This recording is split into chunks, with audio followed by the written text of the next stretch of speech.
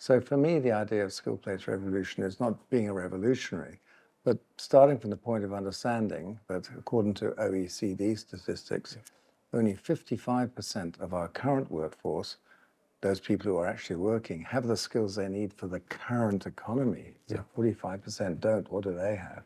Maybe for something historic. But what about the next economy we're trying to build as well?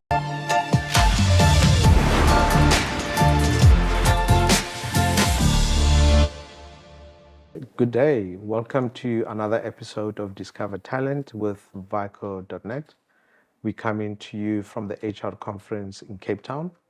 And now I am with Jon Foster-Pedley. That's right.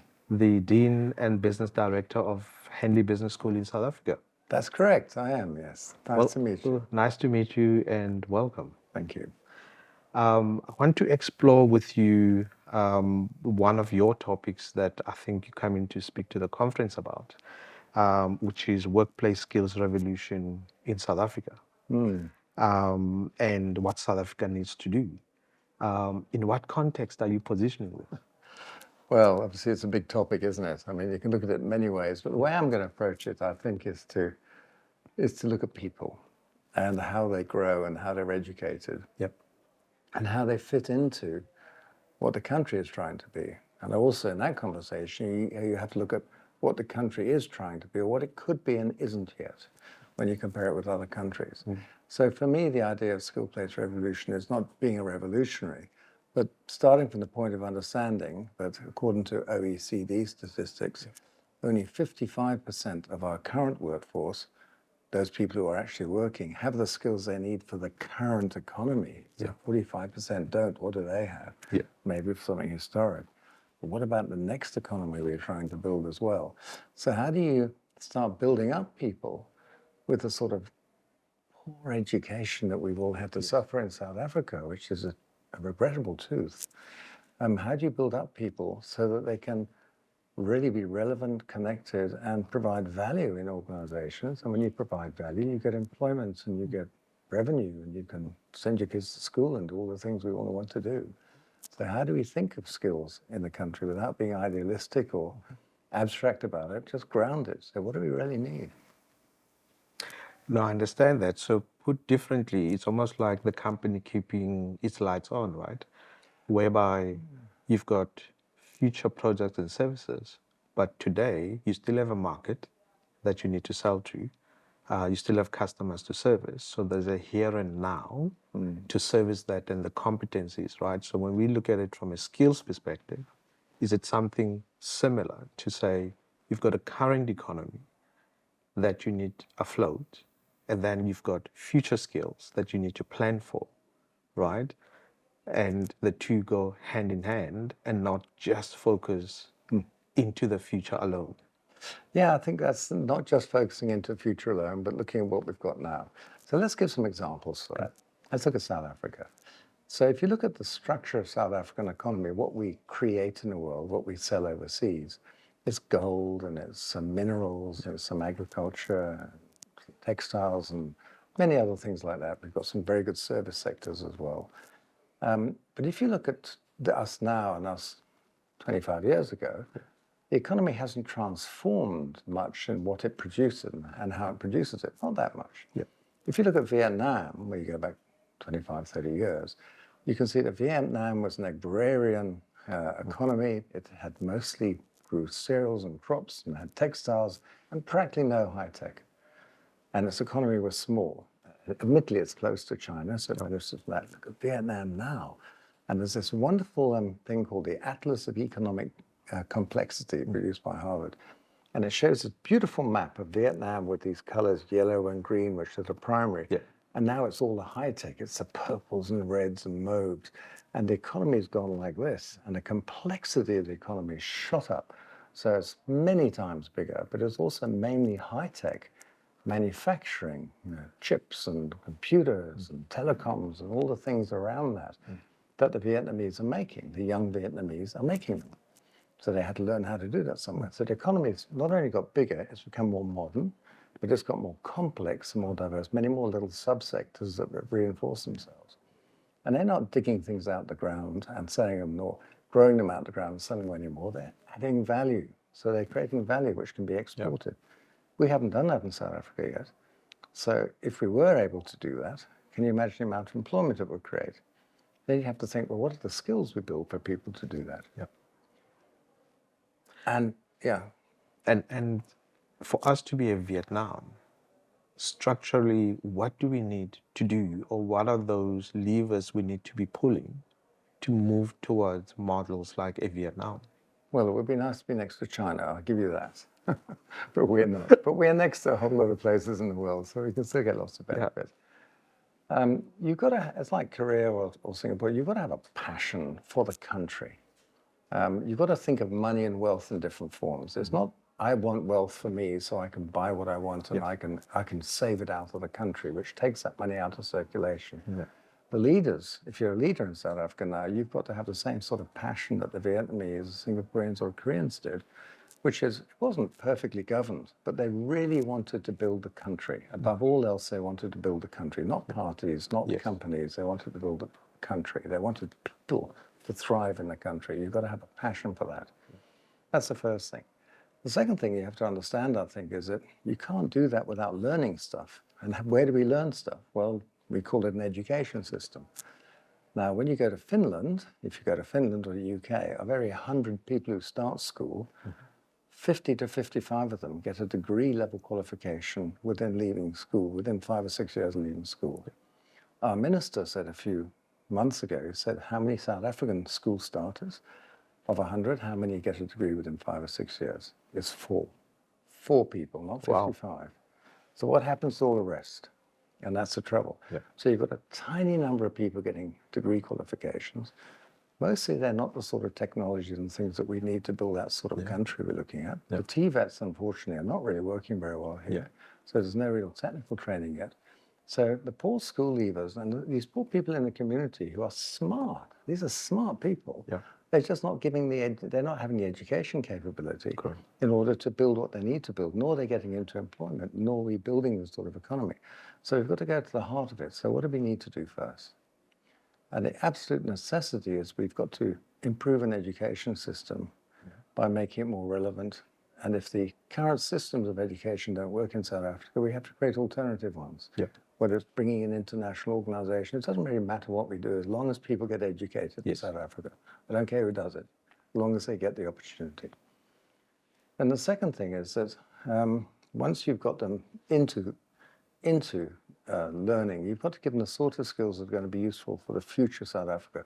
Sure, you've got to make sure that you manage the current South Africa well. So let's look at that. Let's look at those. If only 5 people get degrees, what happens to the other 95? Well, 40% unemployment, okay, so a lot of them don't get anywhere, which is tragic in itself. But the other 56 are doing what? Well, a lot of them go into organizations, jobs that they're either manual work, or they go into organizations and they get trained up within organizations with more specialist skills. They don't get qualifications. A whole bunch of those go into management. They learn how to manage really well within organizations, but they're still off the qualification stairway. They think, I've never got a degree, am I stupid? They don't feel, as it were, validated themselves. And so what's happening now is you've got this massive number of people in the middle of organizations who are doing work way beyond the qualifications they have an opportunity to do. Now, that's obviously inefficient. The second thing is nobody's teaching them how to manage. We think management is something that's rather beneath us. Management is a super skill of success. It's problem solving on steroids, understanding where you're at, understanding what has to be done, getting things done, using money well, building value for clients. It's about business acumen, it's about management. Management is the thing that'll lift the country, and we're not teaching them that. So you've got a whole bundle of people in the middle of the country now who are doing work for which are underqualified. They've not been taught management. They mainly don't believe in themselves. So why don't we really focus on training up those people and giving them qualifications in mid-careers that are based on management practice, teaching them how to management. Now, you're giving each one of those people a superpower, and that superpower they'll use within their own organizations. Immediately they'll start to be recognized. Oh, look at Tamba over there. He wasn't doing that. Yeah. before, and look at Shlubi, she wasn't doing that before, Yeah. and now, wow.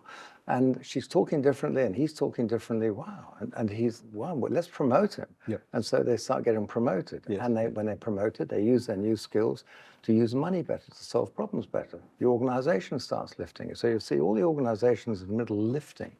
So they become more capable just in the current economy. And now you're starting to give people possibilities of working in the new economy. Yeah.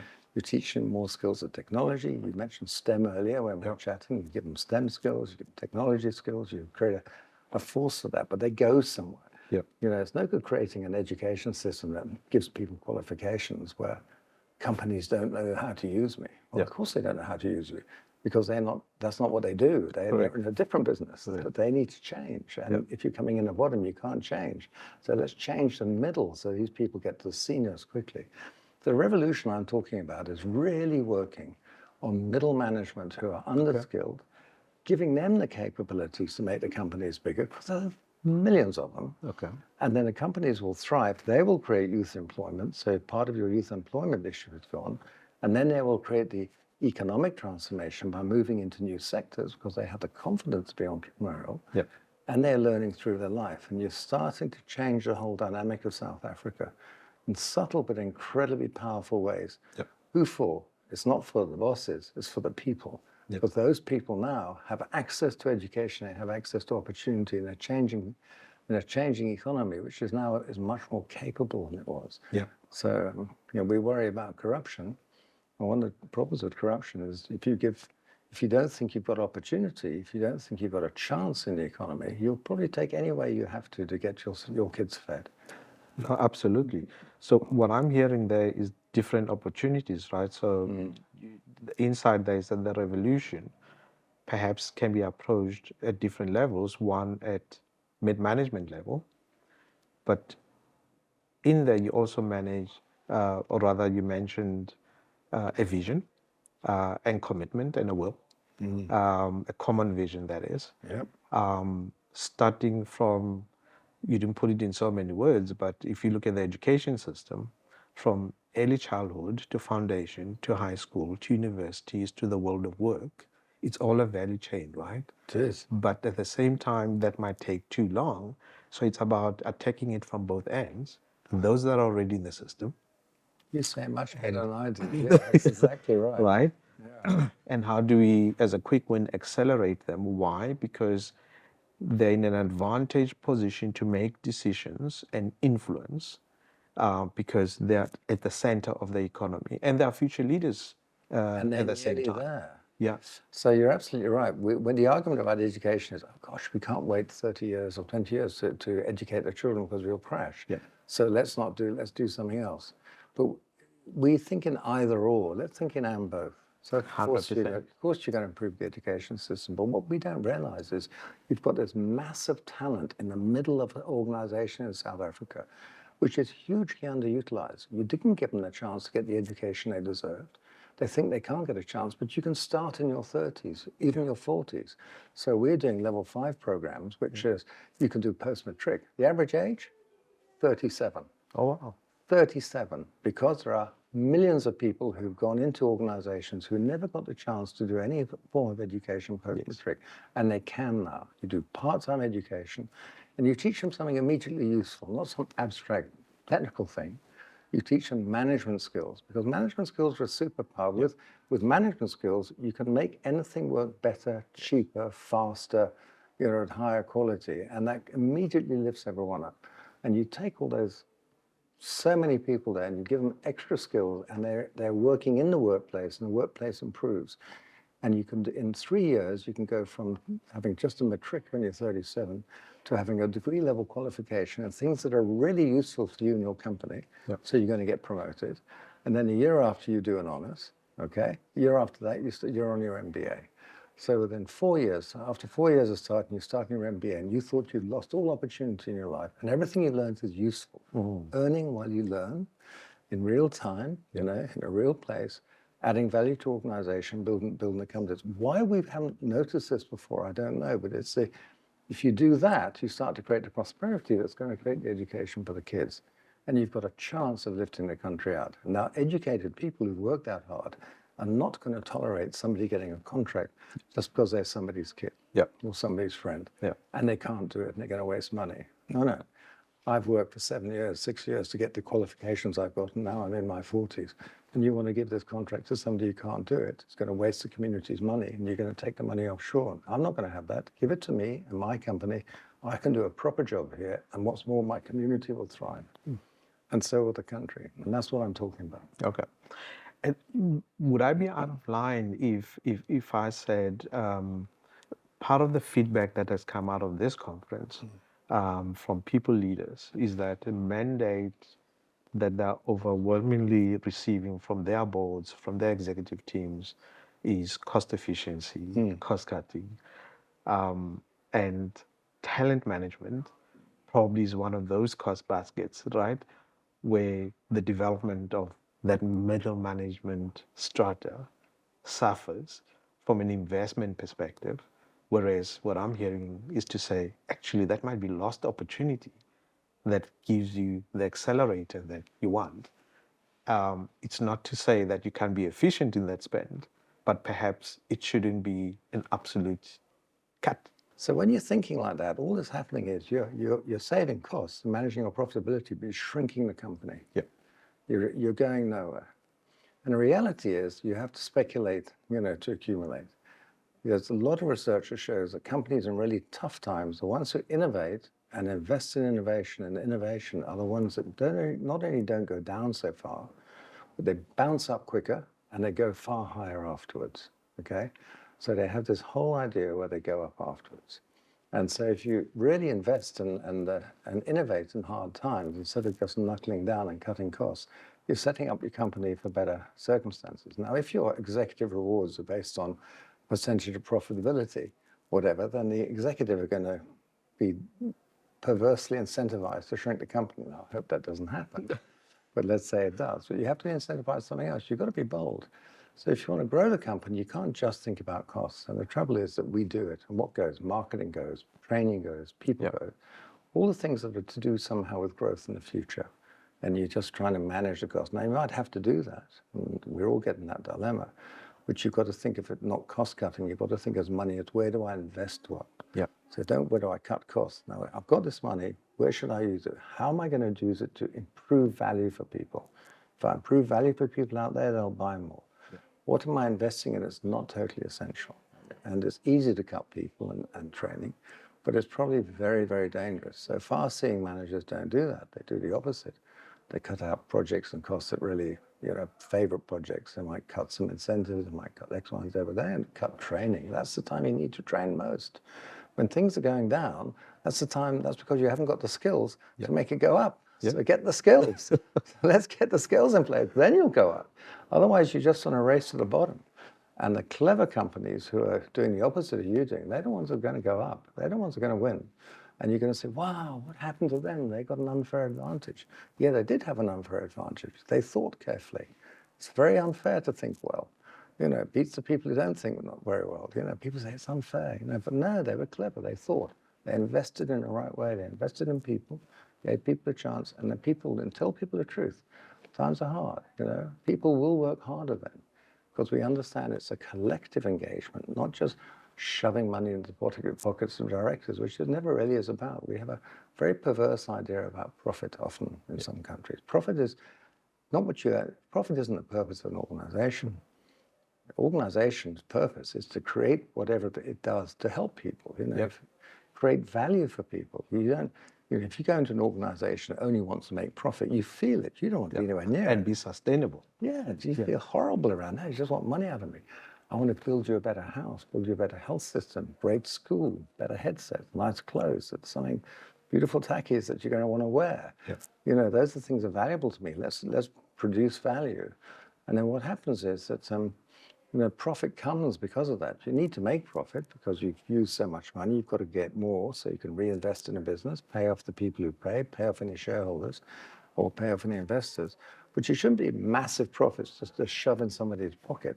Those profits for a good business need to be reinvested to improving the value and creating a correct sort of incentives to help the people who are clever enough to work like that, to continue to work like that.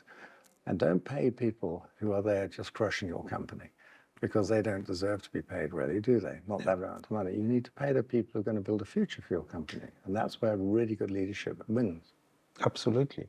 So really the message to the HR leaders is equally become savvy around the boardroom and defend that strategic agenda, right? And that investment that could assist your peers to grow this business in a sustainable way so that it creates value, right? And that's the important part. And that includes that middle strata, emerging leader, to be solidified in order to lead these organizations into the future. We're very Absolutely. negative about middle Yeah. management. Middle management is our superpower if you train them right. They'll save you. And on that note, middle management is a superpower. Thank you very much, Jon Foster-Pedley. It was great having you and looking forward to your talk tomorrow as well. Thank you. Thank you.